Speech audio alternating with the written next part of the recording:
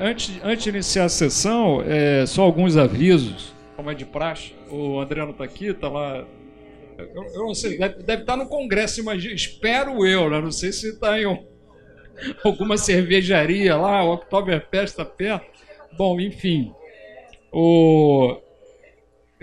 A sessão de sexta-feira com ciência é o ciclo de palestras sobre habilidades não técnicas para profissionais de saúde, e vai ter a coordenação do Flávio Nacul, e o tema será inteligência emocional no ambiente de trabalho. Quem vai proferir a palestra é Miguel Braga, que é maestro e coach. Então, sexta-feira, dia 31, 12 horas aqui nesse recinto. E o tema é bastante interessante, é quando a genética não ajuda, doença coronária versus história familiar. Eu acho que a gente vai aprender bastante hoje aqui, viu? As meninas aqui estão... Só tem menina quase aqui, viu? Desculpe, o Ricardo e o Milton. Elas estão ocupando os espaços, viu, pessoal? Então nós vamos ter a moderação da Pamela Borges, está aqui presente, e a gente vai ter como debatedor o Dr. Nelson Matos, que eu liguei para ele estava estacionando, eu não sei aonde, mas ele está estacionando, está vindo para cá, diz ele correndo. A doutora Daniela Cook, doutor Ricardo Vivaco e o doutor Wilton, que é da medicina nuclear. E nós vamos ter como apresentadora a doutora Manuela Pastura, que é a nossa R1. Por favor, Manuela. Eu vou apresentar um caso quando a genética não ajuda, doença coronariana versus história familiar. É um caso que passou, a gente vai ver aqui em algum determinado momento pela emergência, que é o rotatório, que eu estou agora na residência. Bom, então é um paciente masculino, 46 anos, casado, analista de sistemas, natural do Rio e mora em Botafogo. E ele foi para uma consulta de rotina. É um paciente jovem, atleta, ciclista, fazia acompanhamento com o médico assistente dele, e depois de 3 anos sem acompanhamento, ele retorna assintomático para uma consulta de rotina. De HPP, ele tem uma dislipidemia e apneia do sono, mas não é usuário de BiPAP, nega hipertensão, diabetes, cirurgias prévias, doenças infecto-contagiosas, hemotransfusões ou alergias. De história familiar, era positiva para dar que o pai dele faleceu aos 42 anos de infarto. A história social nega tabagismo, etilismo, drogas ilícitas e refere atividade física regular de ciclismo e de certo impacto. O paciente pedala grandes distâncias, principalmente nos finais de semana. A esposa dele refere que ele pedalava 42 quilômetros todos os domingos. E de história medicamentosa, fazia uso regular de aspirina 100 mg por dia e Lipitor de 20 mg. Essas medicações já eram prévias, né, por UAS por conta da história familiar. Já fazia uso, e o Lipitor por conta da dislipidemia. Só um minutinho. Aparentemente, né, pela história, a gente não tem nenhuma evidência de que ele seja portador de qualquer doença e que tem essa medicação. Eu imagino que o Lipitor deve ser por conta do perfil metabólico dele. Dislipidêmico. Pois é, então. Ele é dislipidêmico, 46 anos. A gente ainda não tem evidência. Que a gente sabe até agora que ele é um paciente de 46 anos, dislipidêmico, não sei exatamente os níveis dessa dislipidemia. E com história familiar de doença coronariana precoce, o pai faleceu de infarto aos 42 anos. Profilaxia primária, o uso da aspirina, eu faria aspirina nesse paciente. Vamos aproveitar o pessoal de São Paulo. Alguma consideração, Teixeira? A gente também, como praxe, pela história familiar apenas, a gente leva em consideração que a prescrição da aspirina, nesse caso, acho que está bem indicado, sim. A história familiar precoce de morte de um pai aos 42 anos, paciente dislipidêmico, acho que faz parte, sim, do protocolo e a prescrição da aspirina. Perfeito. Alguém na plateia quer se manifestar? Flávio? Um detalhe, se ele tinha sobrepeso ou obesidade, ou era... A gente vai, no exame da emergência, a gente vai delimitar direitinho esses Ok, colega. fatores, obrigado, tá? viu, colega? Flávio, alguma consideração? Não, em princípio, eu acho que está correto fazer aspirina, mas saiu agora, foi publicado agora na semana no ESC, um trabalho em que ele fala contra a prevenção primária da aspirina. Bom, então o resumo do caso é um paciente masculino, 46 anos, ciclista, dislipidêmico, apneia do sono e a história familiar positiva. Comparece depois de 3 anos sem acompanhamento para o cardiologista, assintomático apenas para uma consulta de rotina. E aí a gente tem um relato do médico assistente de que o exame físico dele era sem alterações e tem um relato também de que ele tinha um eco antigo sem alterações. A gente não tem essas imagens, mas tem o relato do médico assistente dele que não tinha alterações. E esse é o eletro do consultório. Sugerindo a possibilidade até de algum evento antigo. E as precordiais, talvez um aumento de amplitude de R em V1 e V2, né, podendo talvez espelhar até um equivalente antigo de parede posterior, né, uma imagem reversa, né, por aumento de amplitude de V1 e V2. Então a impressão que dá é uma imagem de uma possível necrose inferior, né, talvez posterior por esse aumento de amplitude em V1 e V2. E D1 e a VL também parece ter uma onda Q mais proeminente, né, que pode sugerir, né, a possibilidade de um componente lateral também. Talvez uma imagem de um possível necrose, infarto antigo, né, questionamento ínfero-látero posterior. Eu acho que se a gente olhar a morfologia da onda P ali em V1, parece até que tem um índice de Morse positivo, né? E aí a gente fica procurando se poderia haver algum indício de sobrecarga ventricular esquerda, e efetivamente eu não encontrei.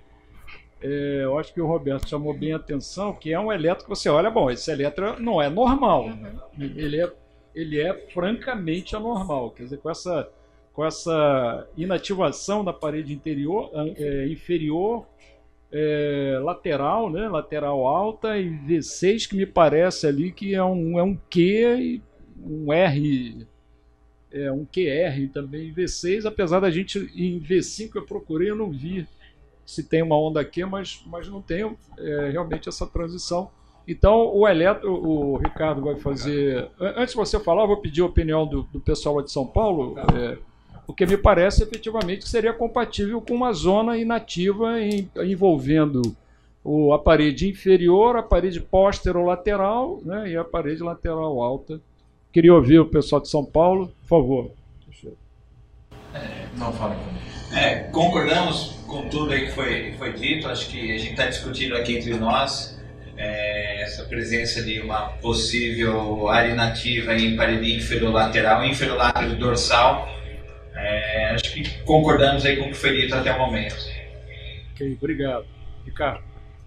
É o seguinte,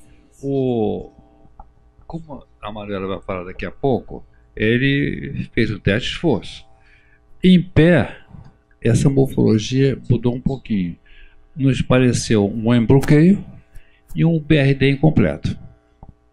Você já está com informação privilegiada, né, Ricardo? Porque a gente ainda não foi apresentado ao eletro dele de pé do teste de esforço. Eu estou falando eletro de repouso. Até agora só de repouso. De repouso de pé. Tudo bem. Vamos lá, Manuela. Bom, e aí, como foi complementado, né? Depois da detecção dessa zona inativa no eletro, o paciente foi encaminhado para fazer a prova funcional, como o Dr. Vaco falou, para avaliar a carga isquêmica com um teste ergométrico.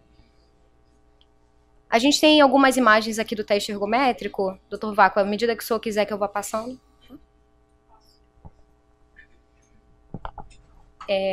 Esse primeiro aí é em repouso, né, o da esquerda, e o da direita é com 8 minutos. Mas eu tenho... Deixa eu passar primeiro esse aqui. Esse aqui, o da esquerda, é com 2 minutos de esforço e o da direita com 4 minutos de esforço. Depois eu volto no outro.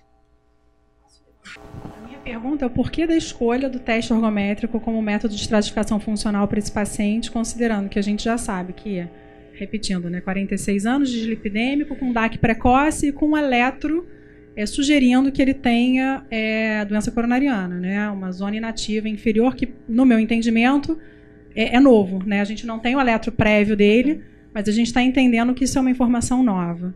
Então, o porquê da escolha do teste ergométrico como método de estratificação funcional para um paciente que já tem uma probabilidade pré-teste que não é baixa?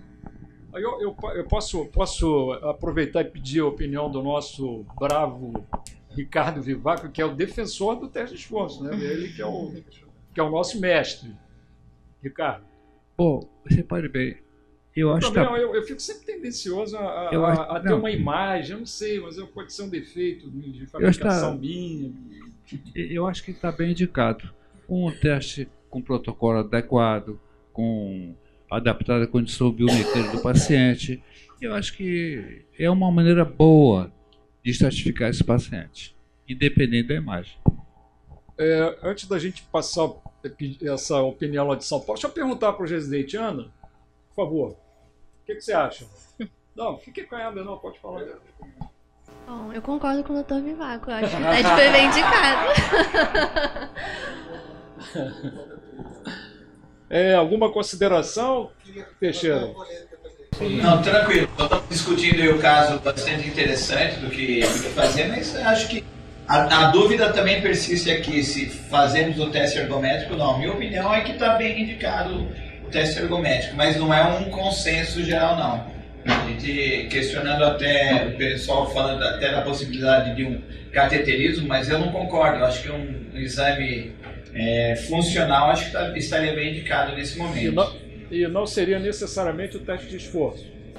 Perfeito. Não, tem o teste de esforço, sim, mas poderia ser também uma cintilografia, não tem dúvida. Ok. Tá bom. O que você acha? 2 mãos levantadas aqui na plateia. Ricardo, a polêmica não é com você, mas é na realidade, com a realização dos testes ergométricos. Sempre me incomodou essa questão de você fazer o eletro em pé e você acha um BRD completo que não existe. Esse eletro aí é muito interessante, porque você quase não vê grandes alterações. Compara esse eletro que está ali em pé com o eletro que a gente viu antes.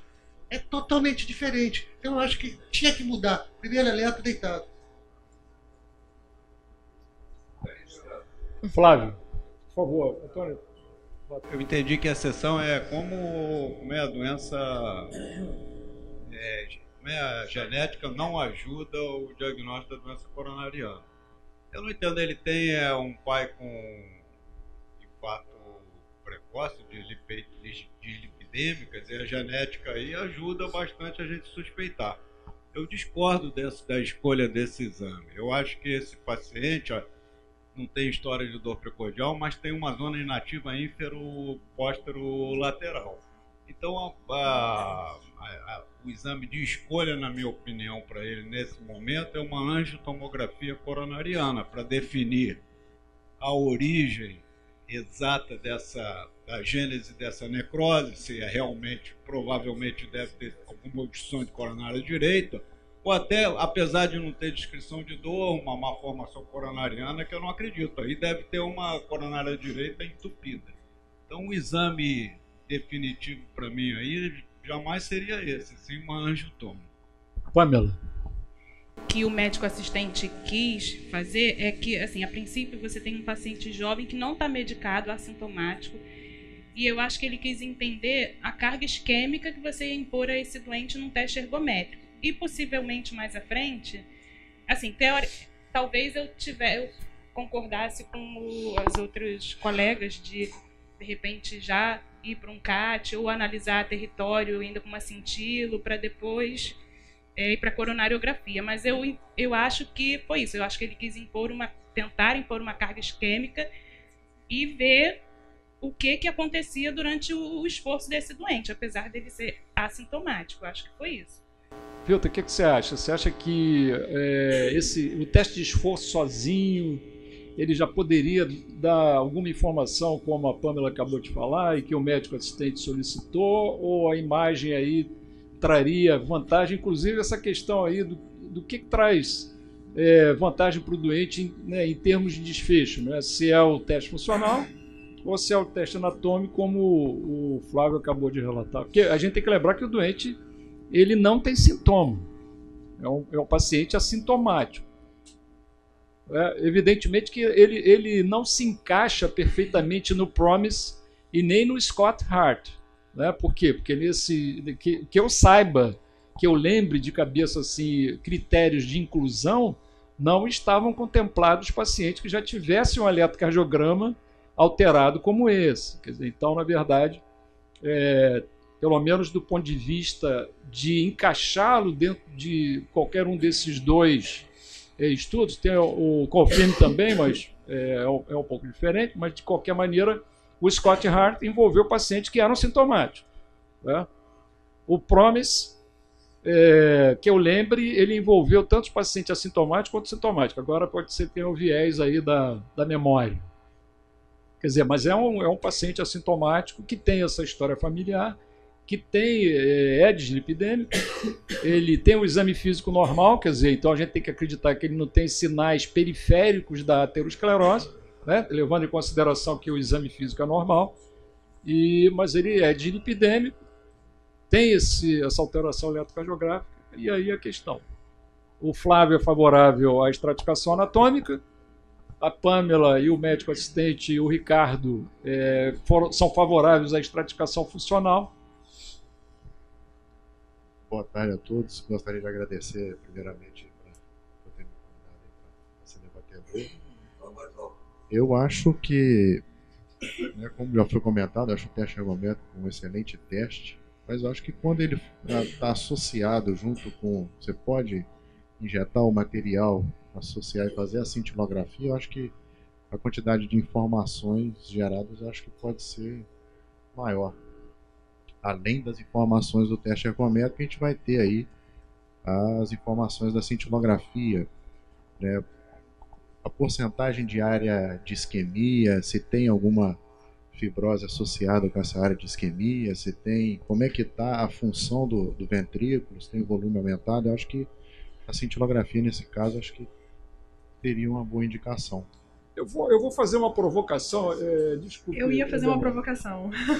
Então pode ser duas provocações. Que é justamente se ao fazer o teste ergométrico ele vem normal e volta para o médico com esse resultado, você vai se dar por satisfeito com neste paciente um teste ergométrico negativo? Ainda bem que você não está perguntando para mim, Pamela. Estou perguntando para você. Pamela. Eu acho que eu não ficaria satisfeita e aí, assim, como eu disse, talvez eu tivesse colocado direto esse paciente numa cintilografia para analisar, porque eu acho que o final dele vai ser isso, com uma alteração, uma área de necrose, né? Já num eletro de repouso prévio. Acho que a análise do território de função é o que é importante agora e avaliar avaliar a isquemia desse doente.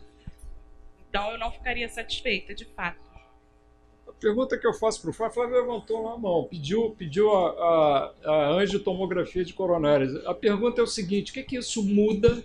O que muda no paciente se ele tem vai fazer uma angiotomografia ou fazer um teste provocativo de isquemia? Bom, se você for injetar, for fazer além do que já foi feito aí, uma cintilografia, você provavelmente vai irradiar o paciente jovem muito mais do que se você fizesse uma angiotomografia. A angiotomografia é dizer para a gente se tem alguma oclusão coronária ou se existe necrose aí, a gente já sabe, não precisa injetar aí para ver.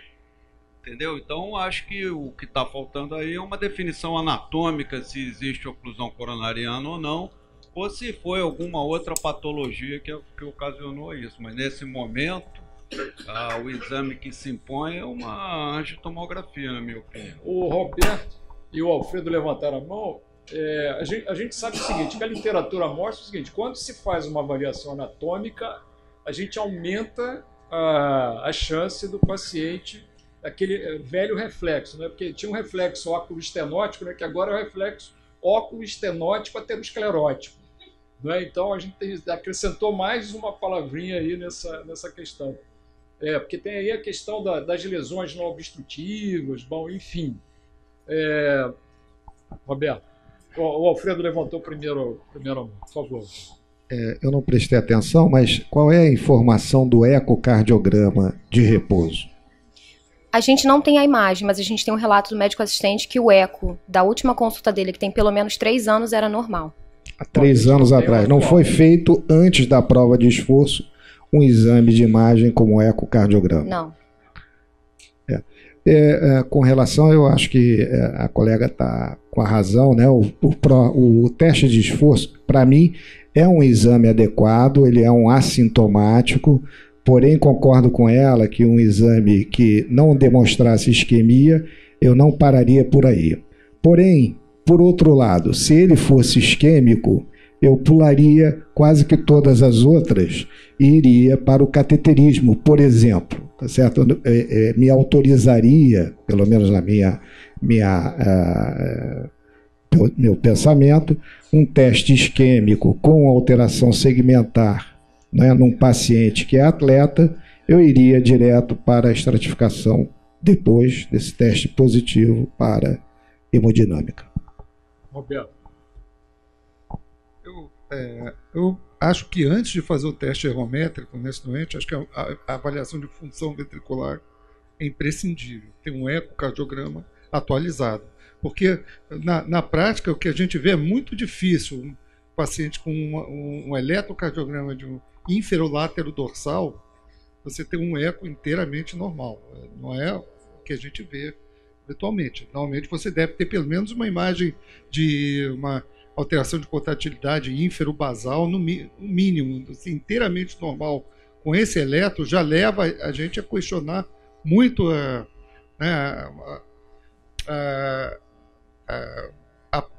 o próprio evento. Né? Então, eu acho que frente a isso, digamos que repetisse um eletrocardiograma, um eco, fizesse um eco, fosse inteiramente normal, iria ao teste ergométrico. Eu acho que o teste ergométrico é o primeiro momento.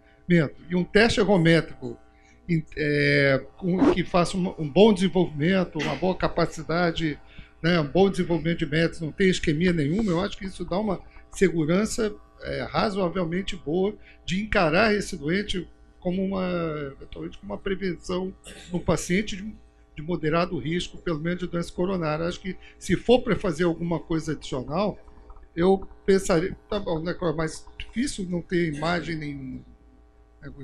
Pensaria em talvez, máximo, antes de fazer uma angiotomografia, talvez fazer um score de cálcio. Olha, de fato o que existe é uma questão temporal, né? A informação do eco é de 3 anos atrás e a informação que a gente tem aqui do eletro e do teste de esforço é atual. Então, evidentemente que em 3 anos alguma coisa pode ter acontecido que tenha modificado, evidentemente, essa função ventricular. Então, eu acho que a gente não pode nem... você pode especular, mas falar com certeza a gente não tem. Eu não sei se a gente vai ter o eco dele atual, vai ter. Quer dizer, aí a gente vai ter a confirmação ou não disso que o Roberto está falando. Eu não sei se os colegas de São Paulo têm alguma consideração a fazer. Não, tranquilo. A gente está discutindo aqui o caso também. E acho que a nossa dúvida também é em relação ao ecocardiograma como função ventricular pré-exame de teste ergométrico. E questionamos também a validação da tomografia. De repente, se o teste ergométrico normal, o eco sem alteração segmentar, ou por que não fazer também uma tomografia para ver score de cálcio, para validar o fator prognóstico desse paciente. Vamos, só um minutinho. Qual a probabilidade de um indivíduo passar a vida inteira sem fazer um cateterismo? Quase zero hoje em dia, né? Digamos assim. Só me dá mais um minutinho. Então, o grande dilema é descobrir quando fazer esse CAT, entendeu? Então, um paciente que consegue juntar um infarto de parede lateral alta, um hemobloqueio anterior esquerdo, os 2 eixos desviam para a esquerda e uma sobrecarga de ventrículo direito, porque tem uma transição rápida de V1 para V3, para V4, quer dizer, ele também deve ter alguma coisa aí, talvez, de ventrículo direito escondido. Eu não vejo nenhuma probabilidade do camarada passar a vida inteira sem fazer um cateterismo. Então, esse paciente aí está na hora de fazer o cateterismo dele. Bom, você quer fazer alguma consideração, Pamela, a respeito disso?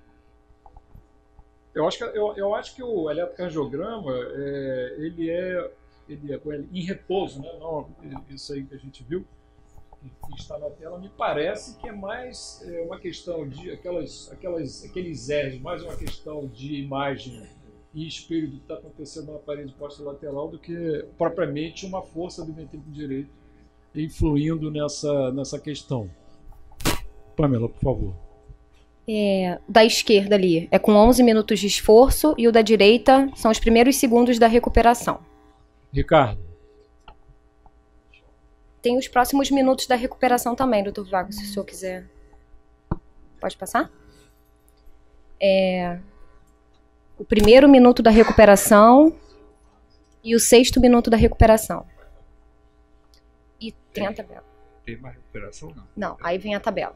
Então, antes de falar o eletro, vamos falar sobre os parâmetros hemodinâmicos do teste. Né? Olha lá, mostra aquela tabelinha. Isso. Vejam vocês. Ele fez 11 METs. Excelente eletro, bom prognóstico. Teve um cronotropinho preservado. Agora, vejam vocês a pressão arterial durante o exercício. Esse indivíduo, ele começou com 14, 150, ele fez uma decapitação da pressão arterial sistólica ao esforço. Só na recuperação que voltou a 180, 160, 140. Então, essa decapitação da pressão arterial sistólica no esforço, associada, vamos ver o eletro agora, as alterações de ST no eletro, isso aqui é o eletro da recuperação. São alterações de pequeno valor quantitativo, mas de grande valor qualitativo.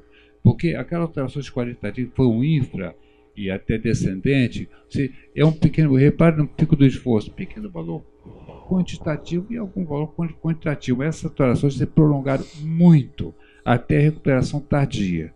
Quando essas alterações se prolongam, a recuperação tardia, está de acordo? Então, a recuperação tardia, com essa decapitação da pressão arterial sistólica, isso realmente é um importante equivalente isquêmico. E esse teste foi dado como isquêmico.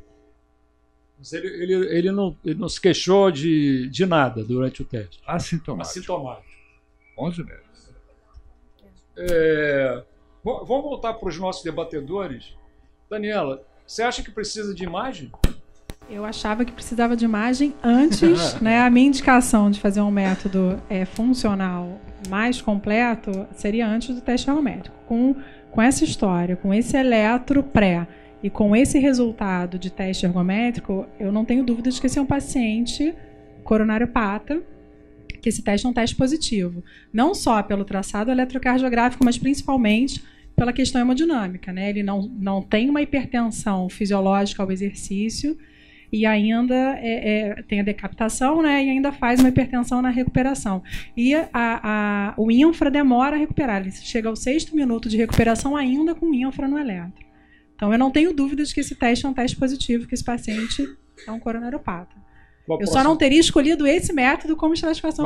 Mas já que foi o método que foi escolhido pelo médico, o que você faria agora? O doente procurou, né? Ele chegou com o teste. Sim. A gente tem alguns caminhos, né? Uma opção é ir direto para um cateterismo e estudar a anatomia desse paciente. E aí, dependendo do que a gente encontrar, considerar um método funcional para a gente avaliar a carga isquêmica ou partir para uma cintilografia, avaliar a carga isquêmica para monitorar e coordenar o cateterismo e as intervenções. Roberto. Eu acho que é fundamental conhecer as coronárias desse paciente. Para algum exame que desse Pelo que eu estou entendendo, você prescindiria da imagem. Você já não, prescindiria de imagem para estratificação, para imagem. Aí, ou se for a opção do médico para uma angiotomografia ou ir direto para um cateterismo. Não, você, Roberto. Eu? Você, Roberto Gamacho, o que você faria? Eu iria para o cateterismo. Eu Você ficaria mais seguro, acho que um jovem, com alto fator de risco, que, sabe, tem toda uma vida eu iria, nessa fase eu iria para o cateterismo. Alfredo também, concorda, Alfredo? Eu já tinha manifestado essa opinião previamente, né? Em que se o teste fosse não isquêmico, não pararia por aí, como a Daniela falou. Mas se fosse isquêmico, para mim seria suficiente para encaminhá-lo para um estudo hemodinâmico para a visualização das coronárias. Flávio, você que está observando o eletro de perto aí na segunda televisão, aí você mudaria a tua opinião? Porque você indicou a angiotomografia. Bom, nesse momento é um doente que de risco coronariano com um infarto de parede inferolátero posterior e que tem um teste meio estranho, né? Mais para positivo. Então acho que aí nesse momento é um doente que eu não preciso de uma definição melhor anatômica. Então eu partiria para uma coronariografia nesse momento. Ricardo. Esse paciente, há 3 anos antes de 2015, eu tive acesso ao teste ergométrico que ele fez nessa ocasião, quando é paranormal. Ricardo, você está sempre com informação privilegiada, né? A sessão não é de pegadinha, não, viu, Ricardo?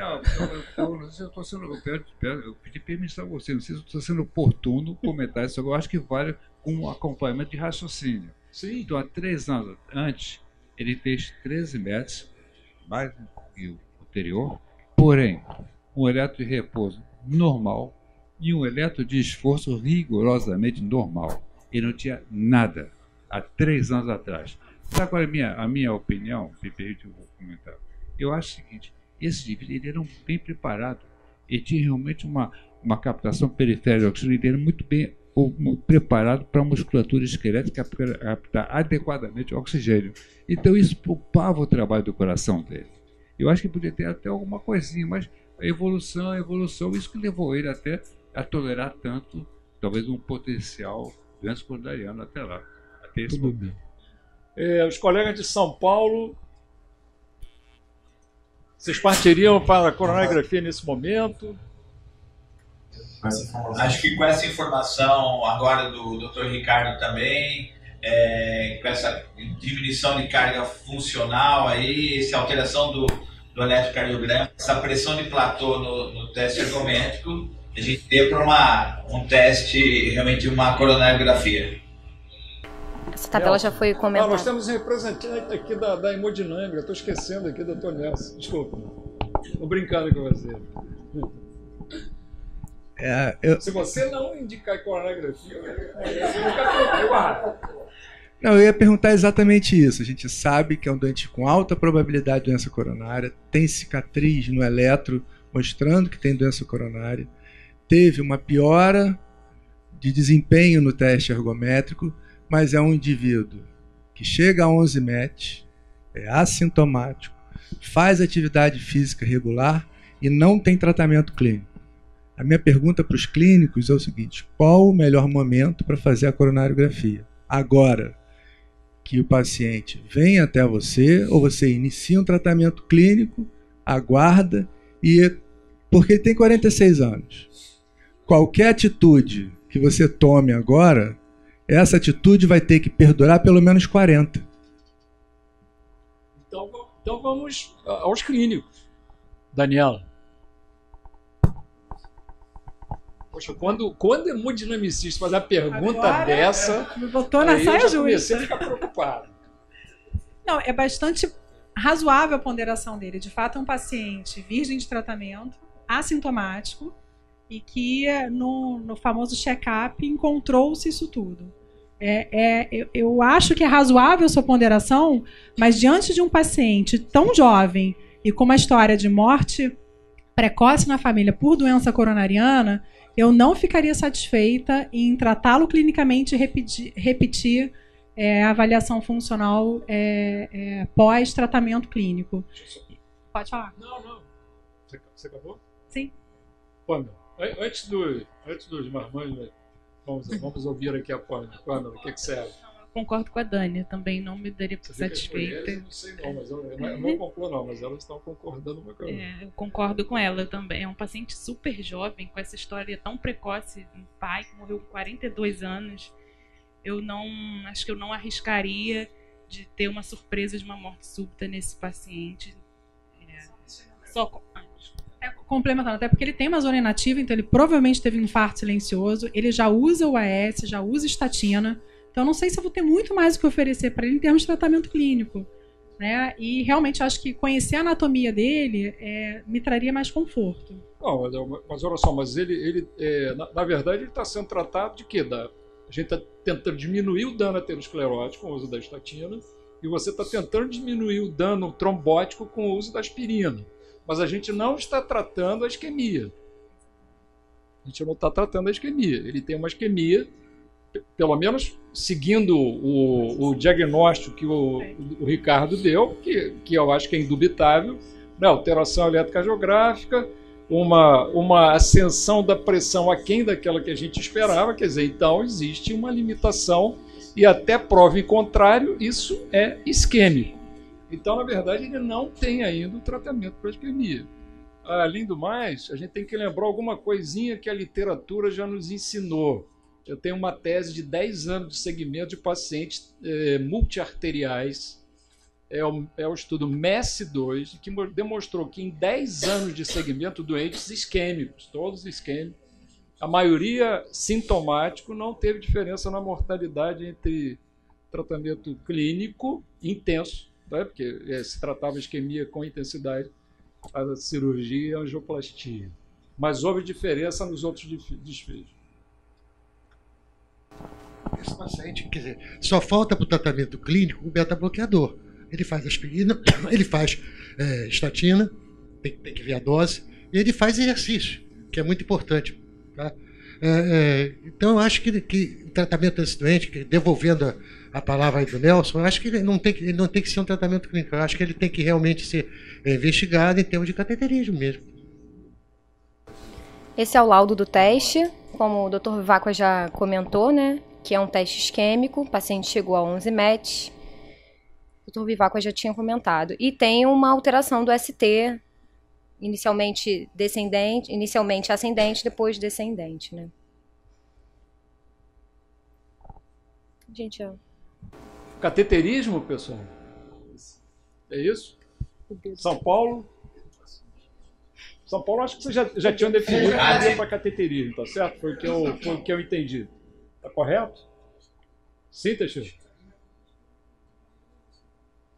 Correto. Ok. Flávio? Como é que você vai se conduzir com um doente jovem desse que gosta de andar de bicicleta, quer fazer exercício? Primeiro você tem que definir o diagnóstico. É um doente de alto risco coronariano, com necrose. Então, está o momento de você definir o diagnóstico dele e traçar uma estratégia de longo prazo. Fazer uma coronariografia vai nos dar todas essas respostas, entendeu? Então, eu continuo com a minha posição de fazer uma coronariografia. Alfredo e Luísa. Novamente, cadê o ecocardiograma desse doente 3 anos depois? Não, então é só solicitar para a Manuela que ela mostra. Ninguém falou nada. Pois é. Mas eu não vou ser repetitivo, concordo com todos os outros colegas, já tinha emitido essa opinião. Acho que o doente tem que fazer mesmo um estudo hemodinâmico para verificar as coronárias. Haja vista a sua história familiar de doença coronariana precoce muito marcada. Então, ele corre risco, sim, de morte súbita, como o pai há alguns anos atrás. Boa tarde, eu sou a Luísa, residente também daqui do hospital. Eu só queria fazer uma ponderação, assim, concordo, obviamente, vai para a CAT. Agora, talvez eu, particularmente, acharia melhor fazer uma cintilo, que eu já vi que ele, em algum momento, fez, exatamente para poder avaliar a área de isquemia, porque muitas vezes a gente já viu isso aqui em vários pacientes, você faz o CAT, vê um monte de lesão e muitas vezes aquela lesão que você está vendo não é culpada por isquemia e muitas vezes uma lesão que você não diz nada é culpada por isquemia. E aí você vai colocar um stent, de repente, num doente jovem, numa artéria que tem lesão, ok, mas que não está causando aquela isquemia que você acha que poderia estar causando, e você vai causar uma nova doença no paciente, com alto risco de restenose, de trombose, enfim. É um doente jovem que pratica exercício, é assintomático, ok que ele tem isquemia, mas até que ponto esse miocárdio está sofrendo isquemia ou tem área viável? Entende? Eu acho que tem que ter, de alguma forma, um exame de imagem, seja por cintilo, para avaliar a área de fato de isquemia e a viabilidade.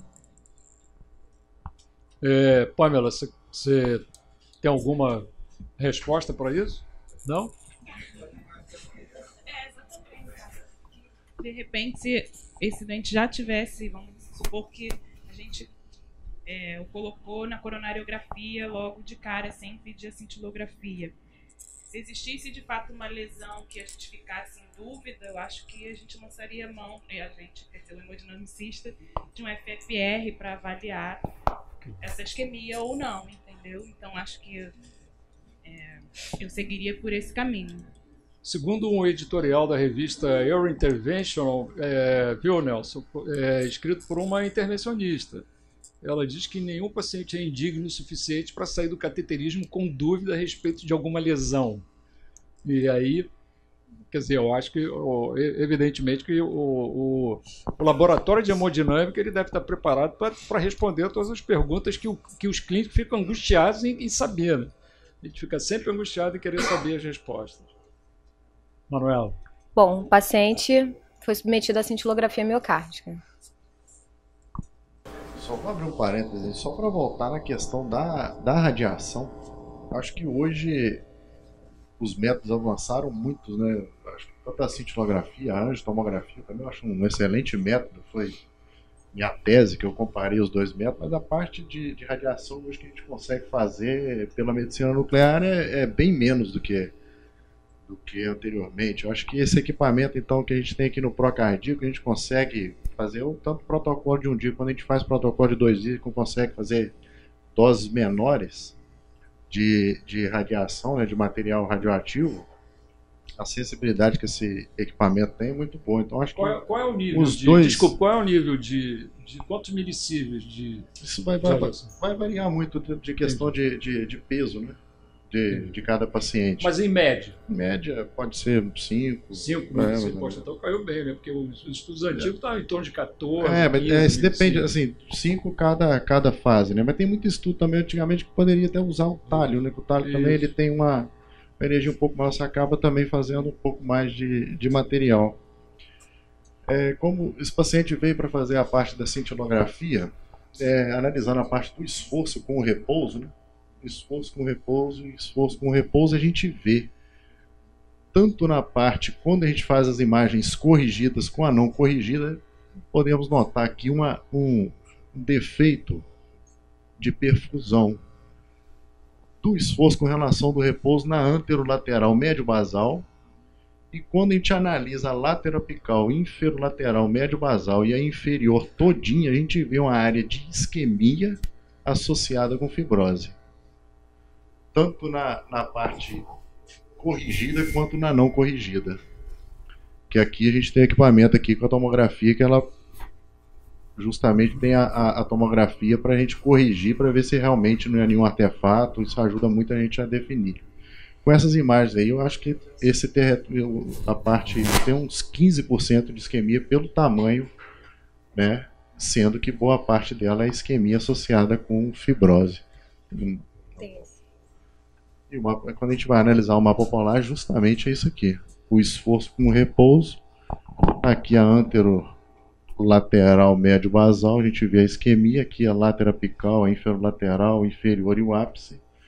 Tudo isquemia associada com fibrose. Quando a gente vem analisar aqui o gate, a gente vê uma redução, né, da parte do gate justamente nessa área. Na lateral ali e inferolateral. Tanto no esforço quanto no repouso. E teve dilatação, aí não dá para... Não, voltando, não vejo nenhuma dilatação que é. E também atrapalha um pouco a visualização ali também por causa da quantidade da área também de isquemia com fibrose, atrapalha um pouco a avaliação, mas acho que o TID não deve ter dado nada absurdo, não. E quando a gente analisa a parte da fração de ejeção, a fração de ejeção de 59% no esforço e no repouso de 52%. O volume de diastólico é um pouquinho aumentado e o sistólico é um pouco aumentado na parte do repouso. Quer dizer, de qualquer maneira, a fração de ejeção e repouso está normal. Normal. Mas houve essa queda entre o... Não, o esforço aumentou. Não, 59 e 52, todas as duas, a fração de ejeção aumentou. Muito bom. Quer dizer, a função ventricular dele, analisada pelo Gates, é normal. Né? Normal. Bom. Quer dizer, embora tenha... Não tenha mensuração da área isquêmica, não. Né? É 15%.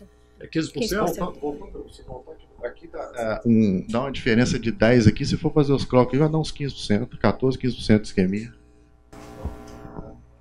Pamela, isso muda alguma coisa na tua conduta?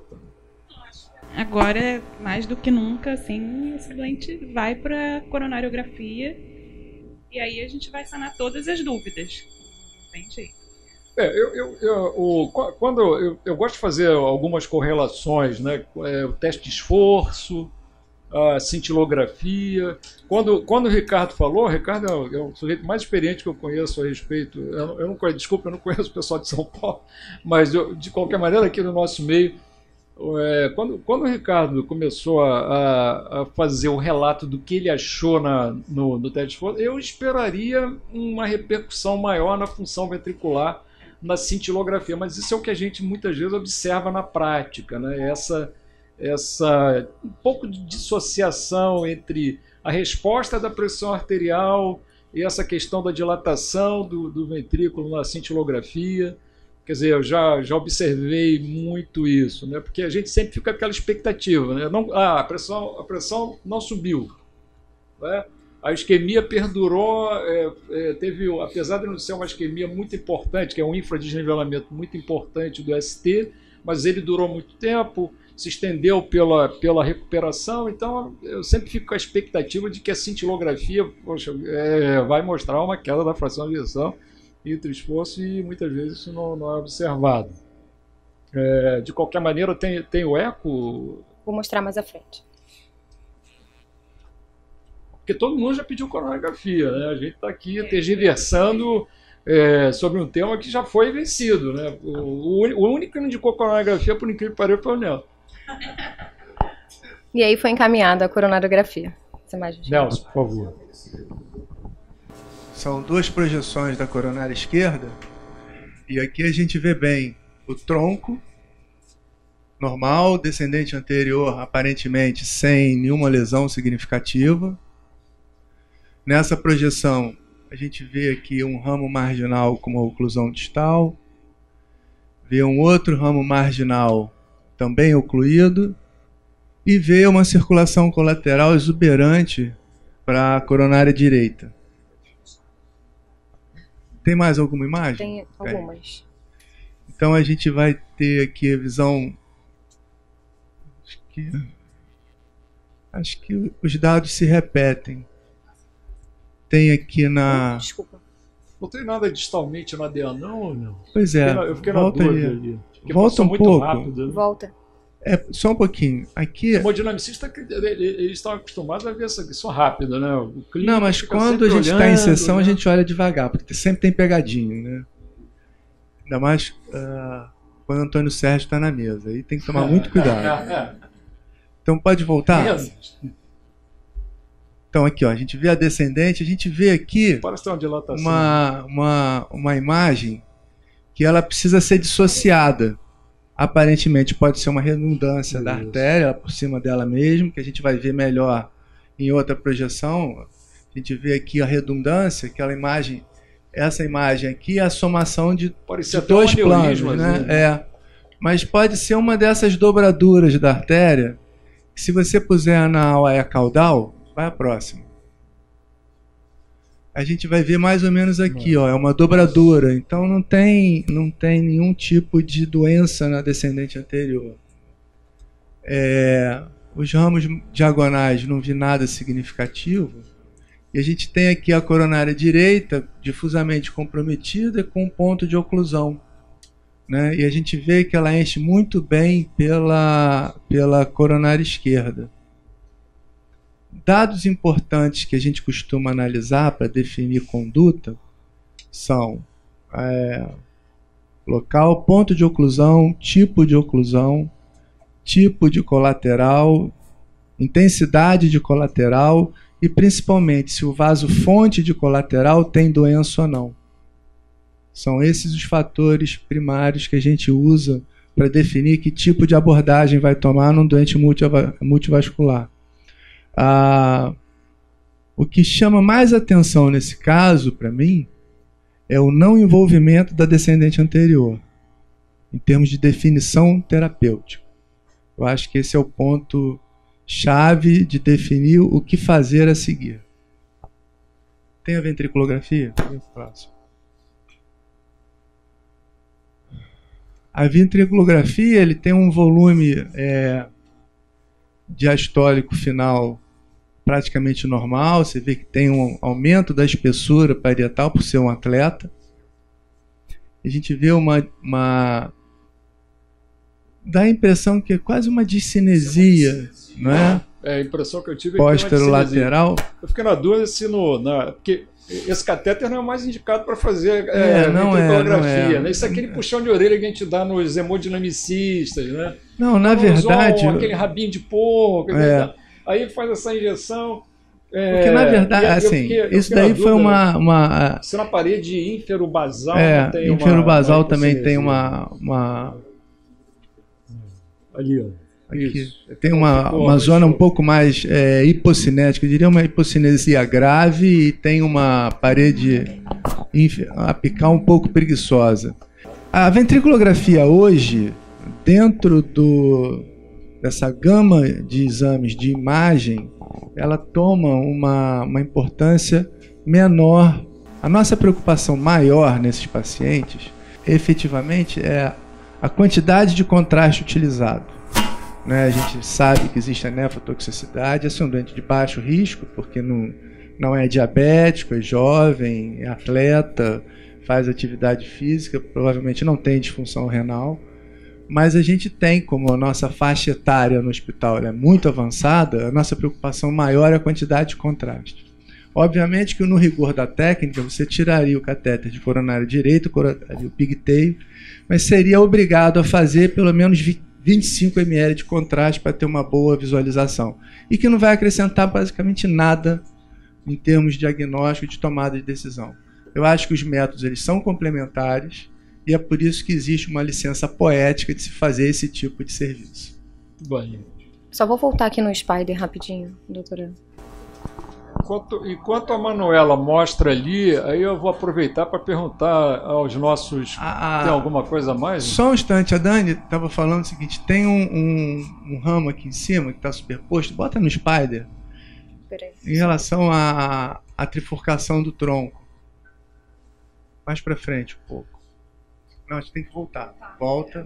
Ah, é para trás. Aí. Essa aqui. Essa. Aqui. Não. Não, a outra. Ué?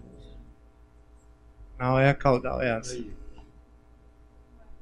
Tenta voltar.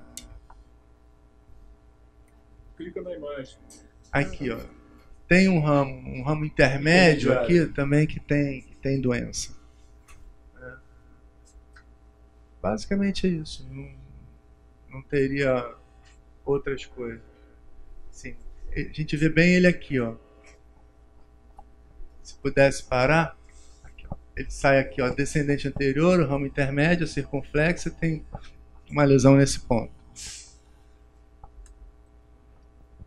Quer dizer, na verdade, ele é um paciente que tem 4 vasos, não 3.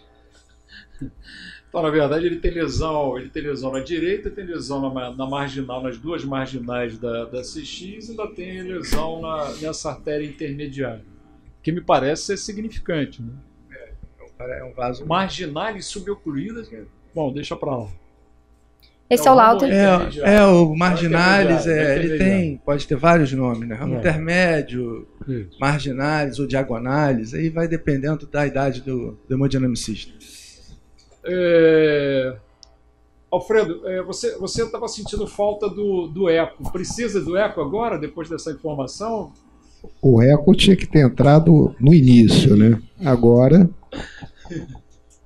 Você já ficaria satisfeito com essa avaliação da função feita pela essa injeção bicaudal, né, que foi feita tanto em OAD quanto em OE? Ficaria. Mas é um doente... Ainda tem um reforço do gate que foi dado pela cintilografia. É verdade. Vamos, Manuel. A conclusão, uma coronariopatia obstrutiva triarterial com circulação colateral. A função é preservada com leve disfunção regional e tem a presença de uma ponte miocárdica. Olha só, a única coisa que eu discutiria, você sabe, né? Como a gente não aplica o Syntax Score, até para a gente ter uma ideia da extensão da doença, quer dizer, na verdade, esse paciente, a coronária dele, como eu falei, isso não é uma brincadeira, né? Quer dizer, a descendente anterior, ela não tem lesão nem na descendente anterior, nem no tributário dela, que é a diagonal. Quer dizer, então a gente... porque quando a gente fala assim, se você vai publicar, é triarterial, a primeira coisa que vem na minha cabeça é o seguinte, a descendente anterior está envolvida. Então, na verdade, a gente tem que tomar cuidado com essa nomenclatura, né? Então, esse é o tipo do doente que, como o tronco trifurca, né? Então, ele, na verdade, ele trifurca anatomicamente, a gente teria que qualificá-lo como um quadriarterial. E aí ele teria envolvimento de 3 artérias, mas de qualquer maneira a descendente anterior, eu acho que isso deveria constar do laudo, que embora haja envolvimento de 3 artérias aparentemente importantes, a descendente anterior está livre de lesões, pelo menos à luz da coronariografia. Quer dizer, eu acho que é uma informação importante para o clínico, né? Eu não sei se o pessoal de São Paulo tem alguma consideração a fazer. Não, tranquilo, acho que a gente concorda devido à anatomia da coronariografia e agora tem que partir para um tratamento um pouco mais agressivo desse paciente em termos de prevenção, né? Ok, então vamos ouvir aqui. Tem algum outro exame? Não, tem o segmento do paciente. Tem o segmento do paciente. Então vamos ver, a gente vai... Tem depois, né, que essa história continua. Tem dia... É. Então a gente vai ter que correr, né? Porque eu estou pensando que vai acabar rápido. Não. Posso passar um daqui? Pode. Segmento. O caso foi discutido com o médico assistente que optou pelo tratamento cirúrgico eletivo do paciente. E aí ele foi para casa tomando a atorvastatina 80 mg dia, clopidogrel e AS. Então vamos colocar aqui. Daniela, essa seria a sua conduta? Se ele optou por tratamento cirúrgico, eu não estou entendendo o porquê do clopidogrel, né? Acho que talvez ele tenha usado o clopidogrel pré-CAT e aí tenha suspendido. Acho que faz mais sentido. É difícil agora escolher, né, que caminho seguir, porque a gente ainda continua falando de um paciente assintomático, agora a gente tem 2 testes, um teste ergométrico, um teste funcional positivos e uma angiografia documentando doença coronariana já com uma direita ocluída, enchendo por colateral de uma DA que não tem lesão. Eu talvez não optasse por tratamento cirúrgico nesse momento para esse paciente. Faria o quê, Daniel? Eu faria tratamento clínico otimizado e, obviamente, com uma dose mais alta de estatina. Ele usava apenas simvastatina 20 mg anteriormente. E beta-bloqueador de canal de... bloqueador do receptor de angiotensina, beta-bloqueador, dose plena de estatina e antiagregante. Flávio? Para mim, eu não entendo por que um tratamento cirúrgico da doença coronariana dele. Para mim, esse paciente, apesar dessas múltiplas lesões, essa área de isquêmica significativa, está explicado pelas colaterais e até se tiver uma lesão, ele tem uma lesão intermediária na CX, também poderia tratar clinicamente e aguardar. Então, para mim, esse é um paciente de tratamento clínico. Então, beta está faltando para mim aí, beta bloqueador, botar o LDL colesterol dele lá no chão e tomar cuidado 40, com o exercício. 30, como é que é? Fala. LDL abaixo de 50. Alfredo. Eu queria ressaltar que durante 3 anos o paciente fez uma prevenção primária que, à luz que nós estamos vendo, nada adiantou. Pelo menos ele evoluiu para um infarto documentado assintomático. E, novamente, ele tem histórico familiar de doença coronariana precoce, muito marcante, com morte súbita do seu pai aos 42 anos de idade. Então, é nesse sentido que eu vejo um pouco angustiante só o tratamento clínico, claro, otimizado com beta-bloqueador, que ele não tomava antes, nem tinha por que tomar beta-bloqueador antes, mas também era questionável que ele tomasse aspirina, não é? Alguns concordam que tomaria, outros não. Ele fez uso de atorvastatina, de aspirina, e 3 anos depois, assintomático, ele é descoberto com uma doença coronariana já instalada. Ou seja, o que vai se fazer não é mais prevenção primária, é prevenção secundária. E é um doente que tem esse histórico. Por isso que eu enxergo, sim, uma opção para o tratamento cirúrgico. Não sei se dizer se ele vai evoluir melhor ou não em relação ao tratamento clínico, mas no raciocínio é isso. Ó, eu tenho pouca coisa a acrescentar além do beta-bloqueador. As outras 2 drogas já foram usadas e nada adiantaram. Como o caso, eu não sei qual a extensão do caso, mas talvez a gente não tenha tempo, porque a gente vai terminar a 1h30. Perguntar para o pessoal de São Paulo se essa seria a conduta para esse caso. Seria, porque eu entendi, vocês optaram por uma conduta mais agressiva. Seria a cirurgia também? Então, a gente está discutindo aqui, a gente não vê como uma possibilidade cirúrgica, já visto que ele não tem lesão na descendente anterior. Tem uma ponte miocárdica bastante discreta, então o que seria revascularizável aí seria um ramo marginalis e a coronária direita, que recebe uma bela colateral da descendente anterior. Então não vemos, na nossa discussão aqui, possibilidade de tratamento cirúrgico. Acho que seria realmente investir em manter o LDL realmente bem abaixo, estatina de alta potência, aspirina, beta-bloqueador e algum outro antihipertensivo, bloqueador receptor de angiotensina também, acho que estaria bem indicado, mas não vemos possibilidade de tratamento cirúrgico. Se tem algum cirurgião aí com vocês, não sei se teria a opinião de algum cirurgião aí com vocês. Aqui a gente não tem no momento. Ok, nós também não temos aqui. Então vamos, Manuela, por favor. Antônio Sérgio, Oi? Só uma pergunta. Esse paciente não entraria no modelo do isquemia? Do estudo isquemia? Olha só, Roberto, antes de tudo, né? Antes de tudo, você diz antes, a gente vai ter que voltar lá atrás. Não é voltando, estou dizendo, porque a resposta que em relação à coronariopatia estável, com alta resposta isquêmica, mas enfim, uma resposta ainda a ser tomada em relação à melhor conduta a esse paciente. Eu digo o seguinte, antes da coronariografia ele poderia sim, mas agora que já fez a coronariografia... Outra coisa só, assim, lembrando, a gente falando tanto em beta-bloqueador, mas o que a gente tem à luz assim, dos estudos atuais, embora a gente vá receber o beta-bloqueador, é que o beta-bloqueador não muda o prognóstico desse paciente de coronariopatia estável, não sendo, mesmo pós-infarto, não sendo pouco tempo após o infarto. Mas que reduz isquemia, reduz, né? Hein? Não, mas que reduz isquemia, reduz. Mas, assim, muda esse beta-bloqueador, nitrato também, né? Nitrato sublingual reduz isquemia, mas não tem evidência de que mude o prognóstico, né? Ao esforço, diminuir a isquemia, mas em termos de mudança de... Mas você pode dar o nitrato sublingual antes do esforço. Né? Eu acho que a gente pode perfeitamente dar o nitrato sublingual de esforço e, na minha experiência, o doente não faz isquemia. Bom, e aí, depois de toda essa definição, essa discussão, no intervalo de 1 semana, o paciente em casa, aguardando a programação cirúrgica, faz uma dor torácica em aperto, em repouso, com 1 hora de duração, sem irradiação, vem para a emergência, e aí é o nosso atendimento da emergência, ele é alocado em rota 2. No atendimento na emergência, o paciente tinha pressão de 106 por 67, 69 batimentos por minuto, saturava 97.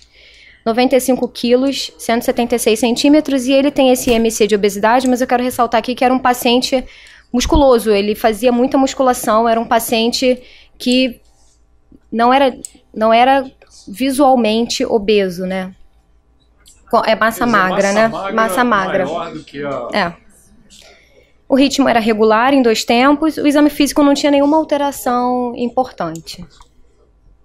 E esse é o eletro da emergência. Antônio Sérgio, Diga, ele entrou com... Você pode aproveitar e analisar o eletro junto. O eletro, ele fica diferente, né, daquele apresentado inicialmente, mas ainda assim com ondas de necrose na parede inferior, e também no D1 também. Eu acho que modifica só o shapezinho, mas mantém a informação. Tem também um ST meio estranhinho, né? Na parede anteroceptal, me parece. A minha dúvida não é essa, não.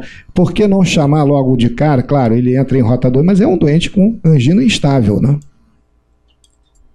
E aí, Manuela? Os exames laboratoriais, as troponinas foram negativas, função renal normal, não tinha nenhuma alteração importante, PCR de 0,3. Daniela, o que faz com o doente? Por favor. Esse é o raio-x. Nós vamos ter que correr, né? Esse é o raio-x, né? O raio-x tem alguma coisa ou não? Nenhuma alteração. Já tem Não, eco? né? O eco, posso passar para o eco aqui? Temos o eco? Henrique. Rapidamente, né? Rapidamente. O eco realizado na emergência, né? Provavelmente, à beira do leito. Começa com um eco transtorácico apical em 4 câmaras, que mostra a função global preservada, biventricular. Não sei quantificar o ato, mas parece de cavidade de dimensões normais, pelo que estamos vendo, e função normal também. Nada segmentar diferente. Quer dizer, a função está normal. Sim, função global normal.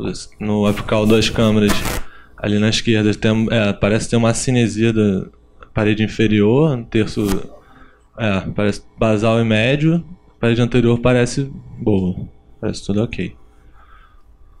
No paraesternal, chama atenção também, parece ter uma cinesia, uma hipocinesia de porções médio-basais da parede inferior-lateral. Tem mais alguma coisa? Parece ser acinético. Né? Quer dizer, o eco ele é compatível com tudo que a gente viu até agora, né? Uma zona inativa no eletro com uma acinesia inferior, função sistólica preservada, só que agora um paciente com dor, né? Com dor, porém um paciente que também hoje conhece a sua história, né? Sabe que tem uma doença coronariana, que tem vaso ocluído e que o pai morreu jovem, com 42 anos. Então, até que ponto tem um componente psicológico associado, a gente, né, tem que levar isso em consideração. Ele tem 2 marcadores de necrose miocárdica negativa, não teve alteração dinâmica do eletro, pelo que eu entendi, não sei se tem um segundo eletro feito na emergência, a gente costuma fazer 2 eletros, né, junto com as 2 troponinas. Então, teria que explorar melhor a anamnese para definir se de fato é uma angina instável, se ele está se manifestando com dor anginosa, ou se tem um componente aí psicológico dele estar influenciado por hoje conhecer também a sua história e ter um pai que morreu aos 42 anos. Porque eu acho que isso é um divisor de águas para a nossa tomada de decisão. Porque se a gente interpreta que ele está tendo uma angina instável, a minha conduta é botar ele no CAT de novo e reestudar, para ver se ele instabilizou alguma coisa que no CAT anterior não havia. Como a gente está com o tempo limitado, vocês desculpem, porque a gente acabou perdendo muito tempo antes, eu não sabia do caso, e na verdade a gente vai ter pouco tempo para discutir. Flávio, alguma consideração? Rápido, só o Flávio, um Esse segundo. quadro é por favor. a troponina negativa, rota 2 negativa, eu continuo com o tratamento clínico. Você não mudaria a sua conduta? Nada, Até porque ele não está sendo plenamente tratado. Ele continua sem beta, não, né? Ele continua sem BRA. Eu voltaria antes. A gente tem um paciente que está usando dupla antiagregação, estatina, que mudou, que era assim, vastatina 20, agora é atorvastatina 80, mas beta não tem, BRA não tem, então... Os colegas de São Paulo teriam alguma conduta diferente dessa? Não, concordamos com absolutamente Quer tudo dizer, aí. Acho que é o insistiria no tratamento clínico. Tratamento clínico otimizado, com certeza. Tá bom. Manuela. E aí, então, a cirurgia do paciente foi urgencializada. Ele foi submetido à revascularização Vocês miocárdica. anteciparam a cirurgia. E o paciente teve uma evolução pós-operatória muito satisfatória. Fez uma mamária esquerda para diagonais e uma radial para marginal e DP. Quer dizer, colocou a mamária para aquela artéria intermediária, Isso. né, que é marginalis ou diagonais. A intermediária eu sempre fico achando que é melhor, né? Fica um melhor entendimento. E aí teve boa evolução clínica. Boa evolução clínica. Eu só coloquei o eco transesofágico transoperatório para a gente ter mais uma imagem, mas... E aí, depois de 6 dias de internação, ele recebe alta hospitalar com atorvastatina 80, AS e pantoprazol. Pantoprazol? Cadê o beta dele, gente? E 45, eu falei com a esposa dele recentemente, o paciente voltou a fazer atividade física com baixo impacto, mas já está pedalando novamente, sem fazer grandes distâncias e totalmente assintomático. Sem beta. Sem beta-bloqueador. Eu pediria, Teixeira, por favor, Teixeira, considerações finais de vocês a respeito, óbvio, né? Nós estamos na democracia, né? Por enquanto. Ainda não teve eleição. Mas, a gente ainda não teve eleição. Mas, de qualquer maneira, essa foi a opção do médico assistente, né? Evidentemente. Vocês têm alguma consideração a respeito do caso e até dessa medicação que foi proposta? Acho que agora só uma consideração com relação à proposta cirúrgica e à medicação de alta. A gente comentou aqui que é um paciente que usou a artéria radial, fez um enxerto de mamária radial e ele saiu também sem antagonista de cálcio aí na prescrição dele. Perfeito. Então eu queria saber de vocês se teria algum protocolo, alguma rotina para o uso do antagonista de cálcio nessa questão específica aí. Olha, eu chefiei um serviço de doença coronária do Instituto Nacional de Cardiologia e lá era a nossa rotina. Os doentes saíam com o antagonista do cálcio quando colocava especialmente a radial. Isso era a nossa rotina. Aqui eu não sei, não tem nenhum cirurgião aqui presente. Não me parece que haja uma rotina aqui no procardíaco especificamente para esse paciente, mas no serviço público seguramente ele sairia com o antagonista do cálcio também. Alguma consideração? O Flávio já foi embora ou não? Flávio?